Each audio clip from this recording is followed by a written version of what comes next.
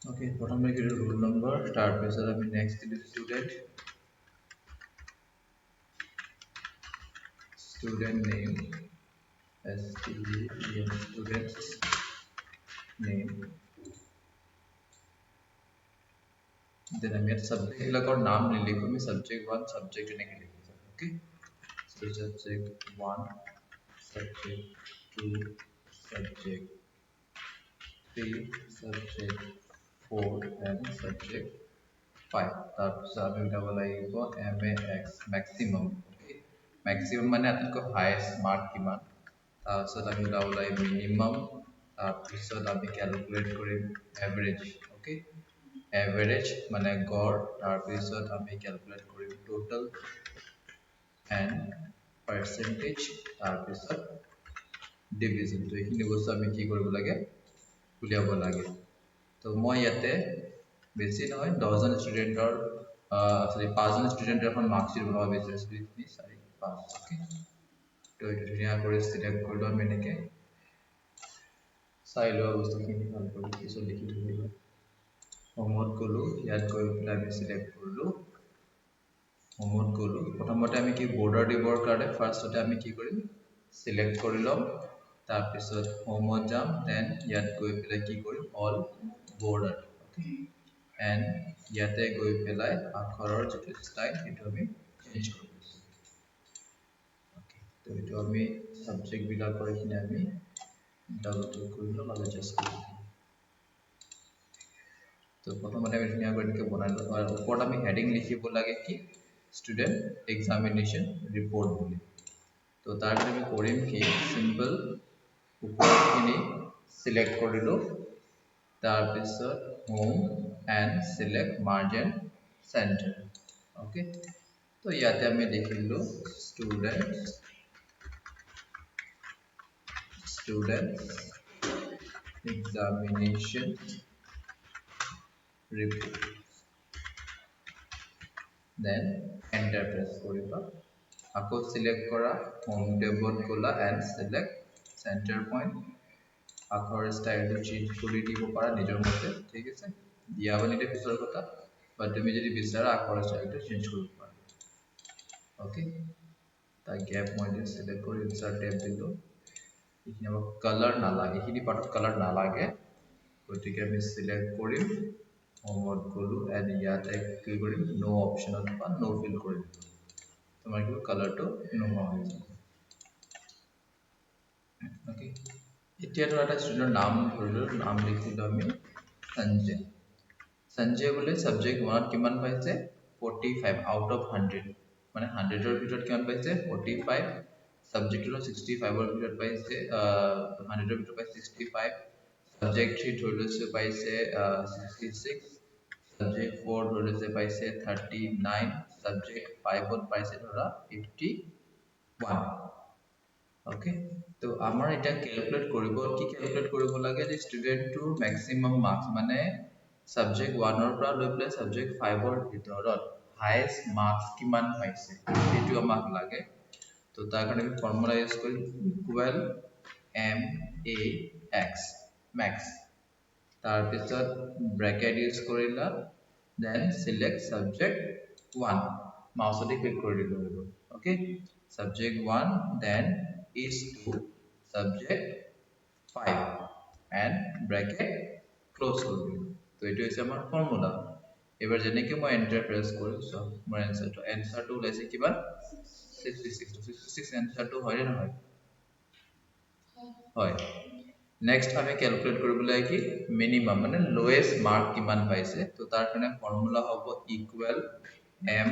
i n min equal min bracket subject 1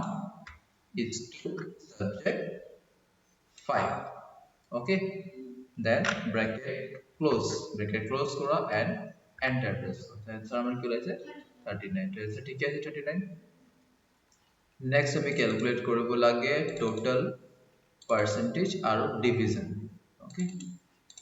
to average or kana formula hoise equal a e e r a j e average তাৰপিছত bracket select subject 1 is to subject 5. Then bracket close and enter. Answer ওলাইছে এবাৰ আমি calculate কি কৰিব লাগে total স্টুডেন্টে total mark কিমান পাইছে total মাৰ্কসৰ কাৰণে equal bracket subject 1 sorry mistake hoise equal sum okay equal sum bracket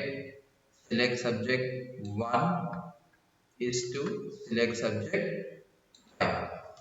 then bracket close and enter so ওলাইছে না next calculate কৰিব লাগে percentage কৰি percentage formula is equal bracket total mark divided by কেটা subject পাঁচটা আৰু per subject total mark কিমান আছিল 100 মানে কিমান হ'ব divided by 500 bracket close into 100 and enter the student percentage কিমান পালে 53%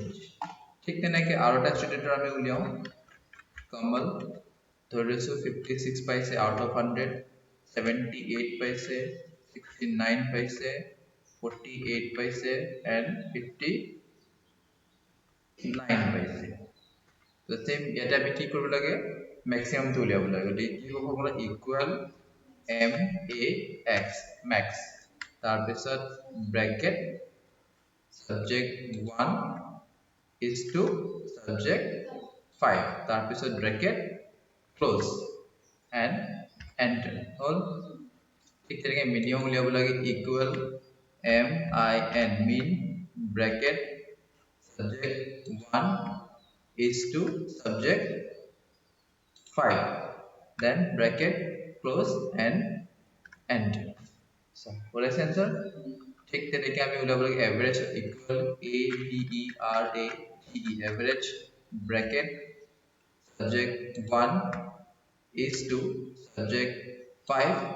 and bracket close and enter ulal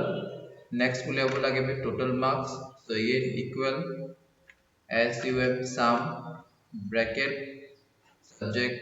1 is to subject 5 okay then bracket close and enter to me answer kiman palo kiman ba total marks 310 next uliabo lage ki percentage gotike equal total obtained mark sorry mistake hoise equal bracket total obtained mark মানে m5 divided by subject eta pasta to kiman hobo 500 bracket close tar pisot into 100 ebar enter press kora lage so amar answer ulai dekhila to ebar easily ulal so এবাৰ আমি উলিয়াব লাগে division ষ্টুডেন্টে first division পাইছে নে second division পাইছে হেতু আমি calculate কৰিব লাগে তো তাৰ কাৰণে ফৰ্মুলা হৈছে ইকুৱেল ইফ তাৰ পিছত সিলেক্ট ব্র্যাকেট ডাবল ব্র্যাকেট দিবা দেন সিলেক্ট পার্সেন্টেজ মানে n4 n4 greater than equal 60 then bracket close comma diba then inverted comma ভিতর লিখিবা কি first division হয়ে গেল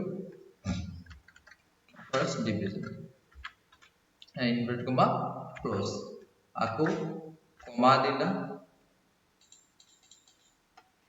দিলো আকৌ space আকৌ লিখিলো if double bracket